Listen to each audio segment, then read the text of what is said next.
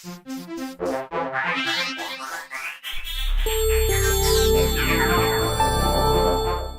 there, it's Donna from Heart of the Matter Professional Organizing. I've got my Mama Bear apron on, and so I'm in that mode today as I'm taking you, kind of finishing off the tour around our kitchen. We've looked before at the sink and fridge zones. We looked last time at the beverage zone and some storage area here and the bank of drawers. Now today we're over here on this side and doing this last little section of the kitchen. So I did mention the last time that when we moved into this house, these two cupboards on either side of the stove were glass front cupboards. And I decided that while that's nice in some homes and some kitchens, because of my limited space here, I didn't want a clear glass door showing off what I have in my cupboard. To me, that's visually distracting when you walk into a house and you're seeing that sort of thing. So what I wanted was a solid door, and because these are IKEA cupboards, I thought, hey, I'm going to go and get a new solid front door. But I decided cupboard door.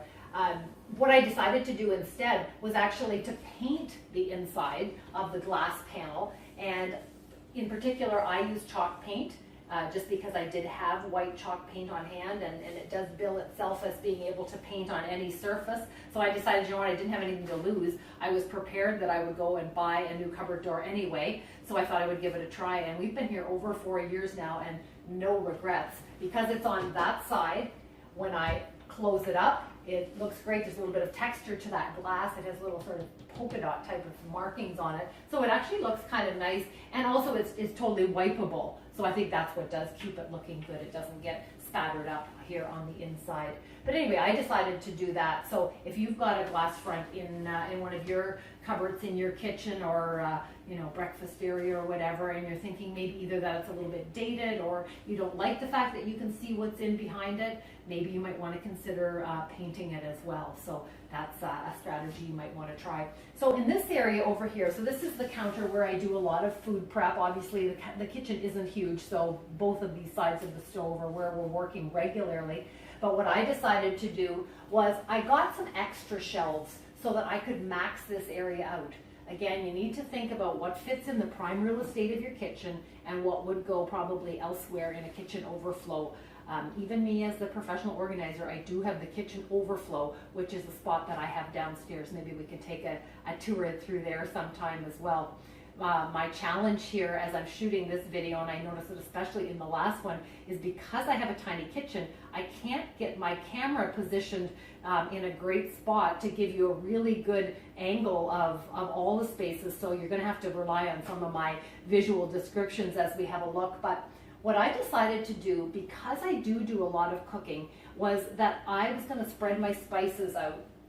And I do use these Tupperware containers for my spices, but whatever you're doing with spices, if you use a lot of them, then you do need to think about how can you access them when you want them and access them easily and taking up a reasonable amount of space. So I did put extra shelves in here, just the height that I needed. So I've got, and I allowed, this is a lot of space for spices. I get that. And there's some space in the back where I store some extras, some overflow spices, but not everyone would forfeit this much space for it, but it works for me.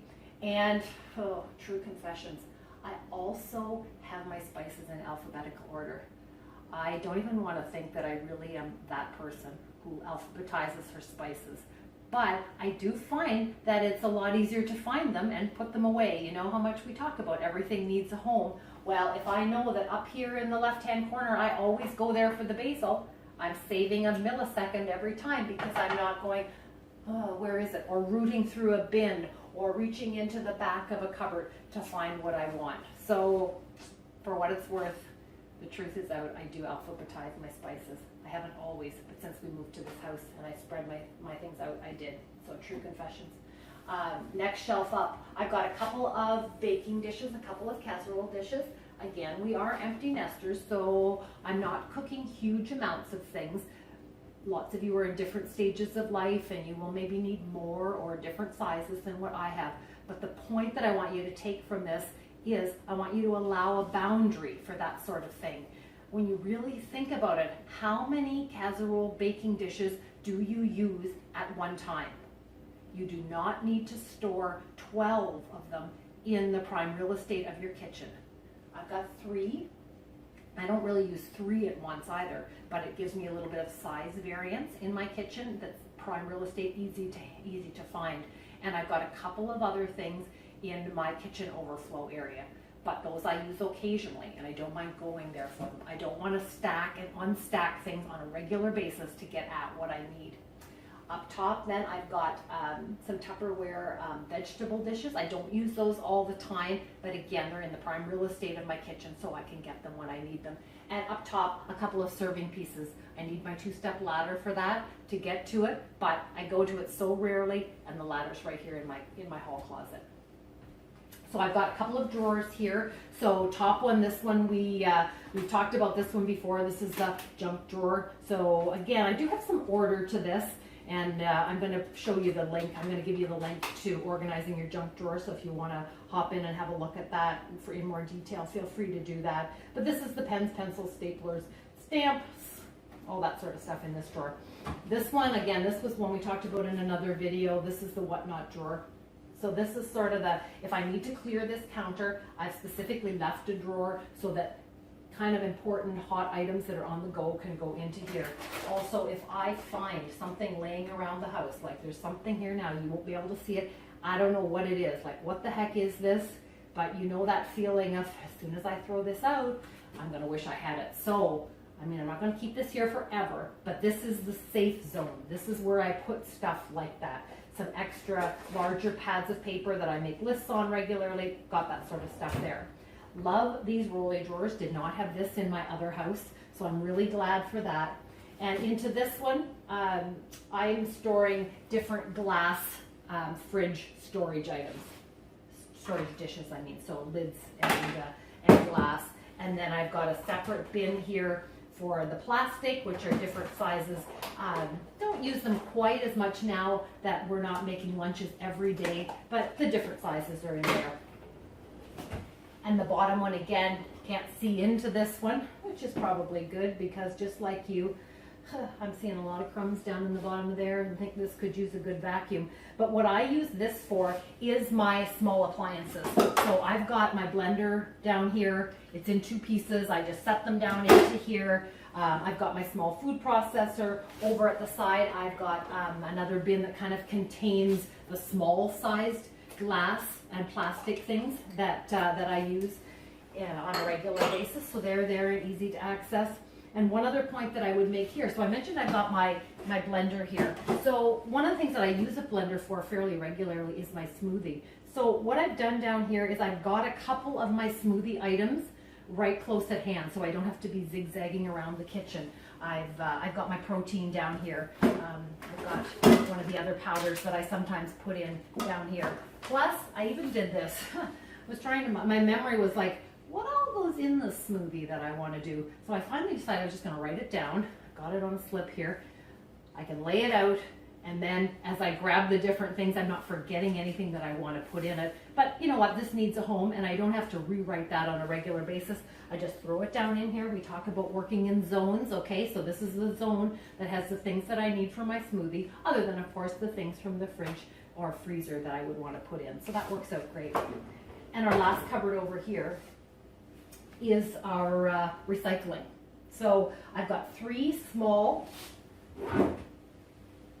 dollar store bins for recycling. We don't get too hung up about sorting, just because sometimes things get out of proportion. Sometimes the cardboard would overflow, but there's still room in the tin can bin. So we just kind of put everything into there. You could decide how you would want to do that, but we like it because it's really close to the front door, so it's super easy on Sunday when it's time to put that out for our Monday recycling. And then what I have next, I'll just pull up to show you. So I've got 3 pieces of cookware like this being the medium size. So I've got the larger one. This one sits on top. I turn the lids upside down so that they can stack on top of each other, and then the smallest one on top. I've got 3 pieces of cookware that way, and then I've got my Dutch oven in the back. So my entire married life, that's how many pieces of cookware that I have operated with. I also have some frying pans. Those are over in the Lazy Susan. We talked about that when we were doing our first part of the kitchen tour. So I do have frying pans over there. And I do have a spot, not in prime real estate, where I store 2 extra bigger pots that I sometimes like to use if I'm making big batches of soup or preparing things for canning or something like that.